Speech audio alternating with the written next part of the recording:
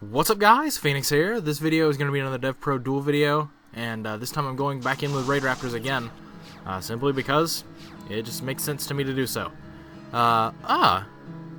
This hand is pretty cool, actually. Pretty damn cool indeed, because I can just do this, and this will get Nest, which will get, well, this will get Fuzzy, and then Fuzzy will get Nest. Well, Mimicry will get Nest, and then Fuzzy will get Specialed, meaning it's just a true floater. And I've got double Death Force as well, so if this dies, I get to Harpy's Feather Duster him. Oh my goodness. This just seems really good. And then this gets Last Strix, so that I have towers in my hand already for the next turn. So there's that. Nest. I almost went straight for Last Strix, because that was on my mind. I was like,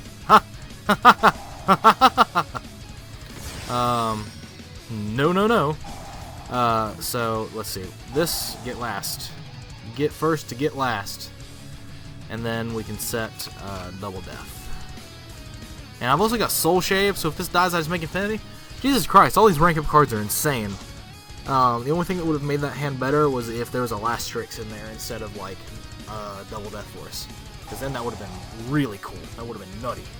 Oh my god, he's playing Pendulum and Glad Beasts? Ew! Man, this card says when it's special summoned by the effect of a Gladiator Beast monster, you can't even Pendulum it and get an effect. That makes me so sad. The Gladiator Beast monsters are already built in to not be Pendulumable. It's so sad! Oh, I was just like, oh my god, that's insane! For a literal second. And then I was like, oh god. Oh, it's terrible.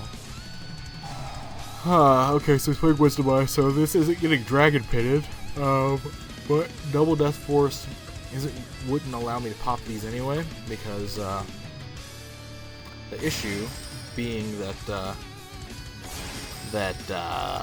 these are protected by Pendulum Call. He's playing Pendulum, Glad Beast, Clowns. This is a deck. This is the deck that I'm playing against. And thank God that this says that it has to be special summoned by Glad Beast monster. But he's going to just use Trapeze on this. Or he's not using Trapeze at all, he's just using it as a floater. Interesting. Jerry. Yes, I would love to use this. Because what I can do then is I can summon towers next turn and you can't out it. Your deck doesn't have an out. Most people's decks don't have outs. Don't feel bad. Don't feel bad. Most people's decks don't have outs. But, I'm gonna make Satellite Cannon. If you just summon Bestiari and try to pop this, I'm just gonna make Satellite Cannon. Ooh, there it is. Yeah, pop it. Come on. You know you want to.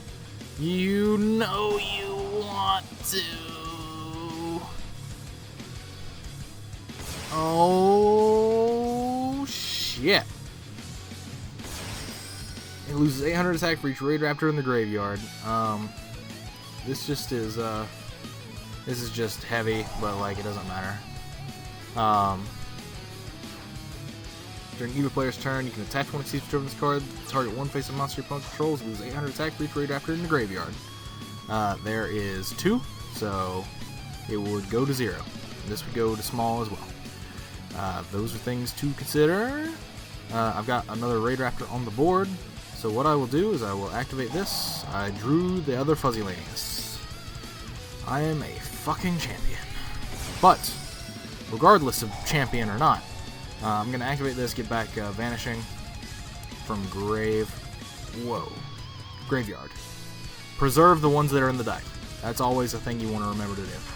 But then we'll normal this, activate its effect on Last Strix. Last Strix. My opponent takes no battle damage for the rest of the turn if I use this effect. So, there is that to consider. But, do I care? No! I do not. What I'm going to do here is I'm going to make 4 Strix again. activate this. Because I can just not use this thing's effect. It's so easy. So actually easy. Easy. We get Vanishing out of the deck just so we have some plays on a following turn if need be. This will go into another Satellite Cannon Falcon. And then that Satellite Cannon Falcon will get skip forced. And we'll summon Towers.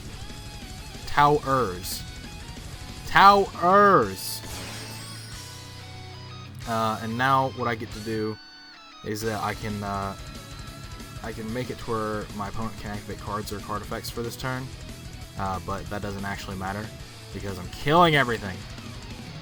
Everything dies. Everybody dies. Oh, he's not even using Trapeze to try and like out one of these. Okay. He doesn't take damage for the rest of the turn, so there is that. That's a bit unfortunate. It doesn't take battle damage, so he'll take the burn damage from Trick Clown, and then he'll take the burn damage from Doodad Man from Ultimate Falcon. And then this gets to summon what? Another guy out of his deck? Let's to Plush Fire, I don't care. Damage Juggler? Okay. Well, I can just leave this because that'll get killed at the end phase automatically by this. So what I'll do is I'll just use this to attack this. And then this protects this because this just makes everything small. Oh, man. What a life. Oh, what a life. What a life indeed. You have no cards left. Your Wisdom Eye will get to use its effect, though. So activate this. And that just, that dies. Wait, what? Oh, it doesn't die. That's right. It just goes down further. Damn it. For some reason, I had it in my head that that worked like Slifer. But it doesn't, in fact, work like Slifer. So there is that. But in the odd chance that he might have had another Glad Beast monster, it's fine. I know that last card in his hand was Dragon Pit, so he could have top-decked another Glad Beast. But otherwise, I think we're good. I think we're all fine here.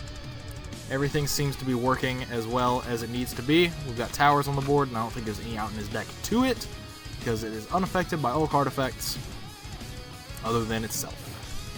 But it doesn't even have anything to affect itself with, which I find interesting. So that wording seems very dubious. But then this makes things small. These are both just amazing win conditions in themselves. Just saying. And then if this dies, I can just Soul Shape Force, go into infinity. There's so many different things. Come on, target Zapdos. Oh, he's targeting him? Okay. Who's he? Well, actually, this is, I can just summon another one! You killed it, so I'm gonna summon another Ultimate Falcon next turn. Oh, yes. Aha! That'll work. That'll do it. Test Tiger? Pendulum summoning a Test Tiger? And a Wisdom Eye. Okay. And you have that trigger. Respectable, I suppose. But, like, why is this a deck? This is Gladiator Beast, Clown, Pendulum. Can somebody explain to me why this is a deck? Like, Glad Beasts suck. Their mechanic was incredibly ahead of its time when it came out, but then they just couldn't keep up with Synchros. So, what makes you think that I'm going to believe that the deck that cannot keep up with Synchros is going to be able to keep up with everything else that we have? Like, come on now. Let's be reasonable here. Let's be 100% reasonable. Okay, you're shuffling those back. That's fine. You can try and dig for a way. You have no out to Zapdos.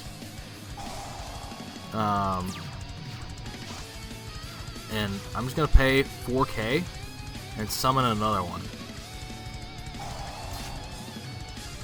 Yes. Oh my god, I had this engraved too? Oh yeah, it was under this! Do I care about Infinity or do I care about another Zapdos? Another Zapdos will just end the game quicker. Real talk. Just having another one of these is gonna be insane. Because I'll just be able to do all these all of these fucking plays. Activate this, and I will get...